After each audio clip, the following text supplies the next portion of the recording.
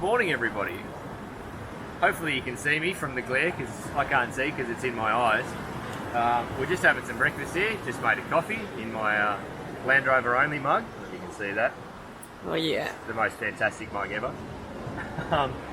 And we've been getting asked a few questions about our setup and how we set up and what we've got in the car and what we've done to the Land Rover and things like that. So I thought we'd do a bit of a video, and we wanted to do an honest video, so we didn't want to have to, pull everything out and make it look fancy and set everything up, because that's not 9 times out of 10. This is just how we are. So we'll give you a walk around our campsite. This is generally how we set up, nice and easy, nice and quick. And then we'll go over the Land Rover and show you a little bit about that and a few of the modifications we've done. And yeah, hopefully you enjoy the video. So just before we get into this video, I just wanted to show everyone this campsite that we had last night. This is Brampton Beach, tropical North Queensland. Beautiful spot. And this is where I had my morning coffee. Right up there.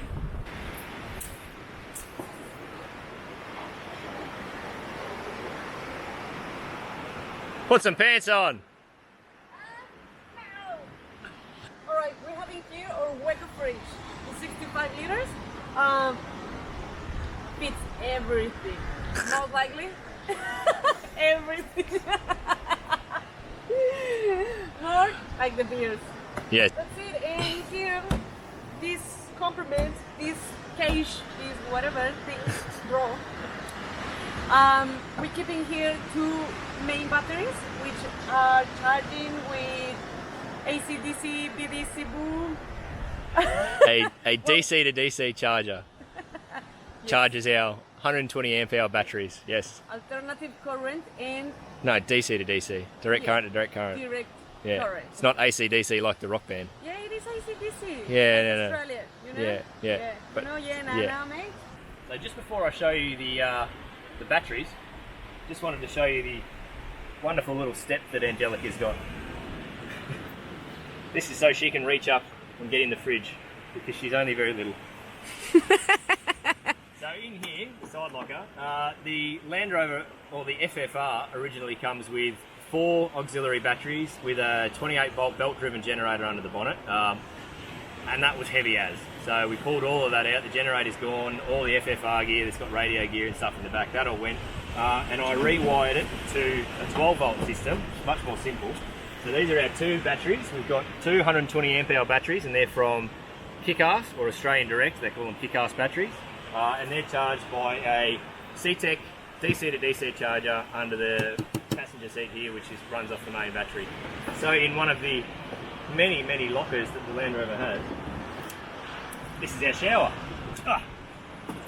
So we've got, if you can see in here, come up real close, we'll get a close up. So in here, we've got a 11 litre per minute shore flow water pump out of a caravan, and we just connect that up to a garden hose. We can pump fresh water if we want to go from a creek, so we can pump water into the main tank, or we can pump from the garden hose, and that's how we have a shower generally. It's cold water, but we're in Queensland, so that doesn't matter. So in the other lockers of the car on the other side, we've just got tools, recovery equipment, air compressor, and all of our fluids, things like engine oil and green ants, and diff oil, things like that. Yeah, exciting stuff. Here we have the awning, or bad wing awning. It's 270. Yeah. Well, as I'm saying, it's 270 degrees of bad wing. All right? That's a lot of bat wing. Anyway, we don't set up this every day. We do it just if we don't have any shade or if it's too rainy. Yeah. So apologies for the horrible lighting. We're getting some sunlight through the leaves at the moment, which makes for a nice abstract effect on the back of the Land Rover. Everything nice and simple in here. Food in the esky, keeps the dust out, keeps the animals out, things like that. All our clothes, everything just stays in boxes, same thing, no dust, and it's nice and simple, easy to lock down when we're going off-road. And a big toolbox, because any Land Rover owner knows you're probably going to have to work on your car, so we've got a lot of tools. We can basically do anything. We have also the cargo net, the net cargo. What's the name? Cargo net. The cargo net. We also have the cargo net, which we found it really handy to hang clothes the fishing ropes. Rods. Roads. Rods. Roads. Yeah. Fishing rods in there. And of course, our hats. Our hats can't change the shape. Yeah, they can. That will be really annoying. Mine's smashed now. Well, that's Thomas because mine is inside the Ooh.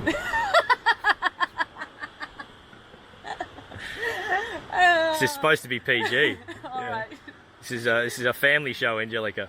So this is the trusty number 5 trailer. This was built in 1963 for those that don't know much about the number 5s. And have a look at her. She's beautiful. Yeah. Aged very well, like a fine greeny brown wine. Yeah. Look at her. Anyway, so over here in the trailer, which is generally where we keep all of our stuff. We don't like to keep most of it in the car because when we're going off road, stuff collapses everywhere. So we like to keep everything in the trailer. We've got a 70-litre water tank, which usually lasts us a fairly long time, like 4 or 5 days. And we've also got 2 jerry cans full of water as well. So we carry 110 litres of water most of the time. And that's our drinking and our washing and everything. It's connected up to a garden tap. Yeah, nice easy access. Didn't have anywhere else to put it, so it stays there. Cops all the rocks, everything like that. It's fine. Haven't had a problem with it. We've done about 10,000 k's so far on the road. It's all good. Kitchen, water, gas pipes, the solar panel connection, all chairs, what else? The swag, the sleeping bags. Yeah, that's pretty much everything in the trailer. Nice and compact. Tows really well. You know, you can drag it on its side or upside down, and it won't even scratch it. They're awesome. Except they're really painful to reverse. So, the business end of the trailer. Just my brother and I welded up this spare tyre mount, and before we did so, we didn't really think too much about the balance issue. So we have to keep the water tanks full at all times, otherwise the trailer's doing wheelies everywhere. And so that was an oversight on our part, but it's just something we're going to have to learn to live with because once it's welded on there now, and nothing we can do about it. We've got the old rubbish bag, or the dirty gear bag thing on the back, keeps our rubbish out of there, keeps the animals from getting out of it. And that's it. That's our trailer. Yeah. Nice and simple. Or bed, or room, or nest. This one. Our nest. Or nest. Come on. No.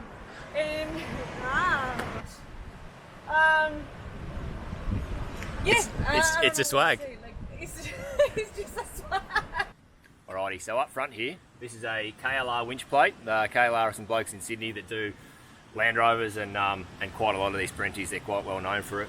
They do a really good job, so shout out to those blokes, good on yous. I've got the typical, here we go, the old King's Dominator winch, but I've never had to use it because Land Rovers don't get stuck. The ever awesome axe and shovel on the bonnet, which actually do get quite a lot of use. The axe doesn't, but the shovel does, you know, for when you need to do some business in the bush. This one was a North Force Land Rover, so it comes with the snorkel.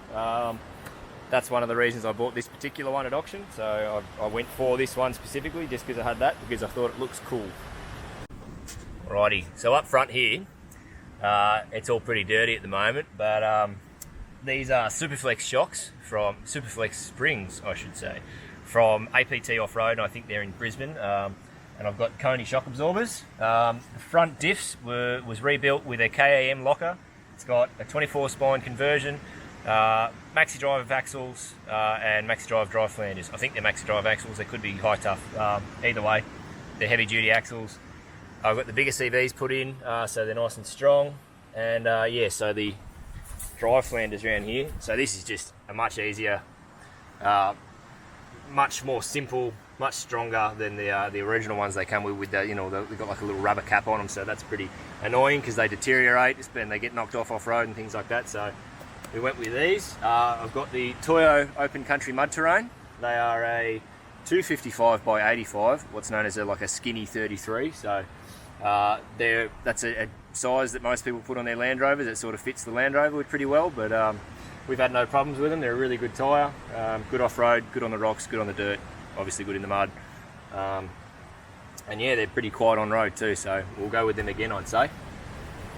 Alrighto, So over on the side here, we've got an RFI antenna. This is Australian made. I'm not sure where they make them in Australia, but they're a good bit of kit. It's a 6 decibel antenna. Does us for our purpose. We don't really use it that much anyway, just on the highway and talking to other people when we're off-road. Up on the roof here, we've got the high lift jack, spare tyre, and some max tracks, which if you've watched any of our other videos, the max tracks get quite a lot of use because even though always, before we go into the sand, always I put my tyre pressures down. Sometimes just not enough. So you can tell the difference between my side of the car and Angelica's side of the car, obviously because she doesn't drive the Land Rover because I don't let her. But if you look in the doors here, there's quite a distinct difference on the things that are in our door pockets. So as you can see, mine's filled with lanolin, cleaning stuff, rags, tools. And then we go over to Angelica's here. It's beauty products. Isn't that right, Angelica? Sanitizer, but it's important.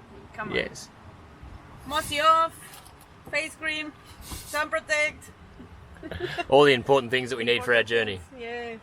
Alrighty, so a lot of people think that the Land Rover is a really basic machine, especially the Perentie, but let me tell you, you're completely wrong. So have a look at some of the extras that they come with.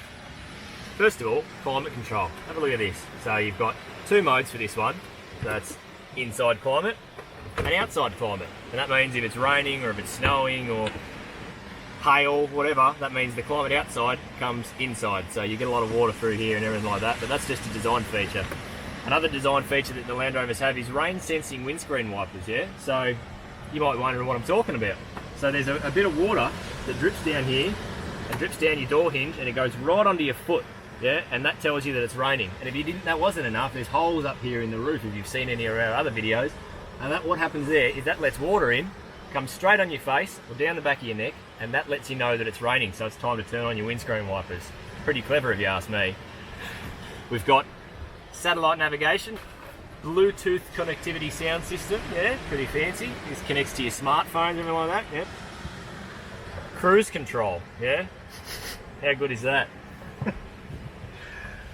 Anyway, more seriously, a little bit about the inside of the car. Everything's pretty basic in here. I knocked this up out of some plywood and some marine carpet. We've got some 12-volt sockets on the front here just for all our charging business, charging the cameras, things like that. CB radio, or UHF radio, sorry. We're not in the 80s anymore. And all our fuses come to here, so this is all our electrical gear, all comes back to here, so it's easy to access. It's high up out of the water. I didn't want to put anything under the seats because, as anyone that drives a Land Rover knows, they're not very well sealed. So if you go through the water, everything's probably going to get wet, as you can see by our holes in the floor over here. Why, hello there. So this is the upskirt shot of the Land Rover, the naughty end. So before we left, we got a fair bit of work done on the Landy. As you can see, I've got a nice shiny white diff cover. So we've got a maxi drive rear locker in there, and that's the actuator for it here. Same again, Coney shocks, APT off-road Superflex springs, and we've got a rear disc brake conversion done, which means we can actually stop with the weight of the trailer behind us, which is lovely, you know, when there's kids around and things like that. We don't want to run over anybody. Alright guys, so that's it for our Land Rover walk around and how we live. We really hope you enjoy watching the video and our videos because we're really enjoying making them. And we really hope that the main purpose of our videos, we really think, is just to inspire people to come out and live your dream and do the same thing. So if we can do that to just 1 or 2 people, then it'll all be worth it. So hope you keep watching. Stay tuned for the next video on Fraser Island and enjoy.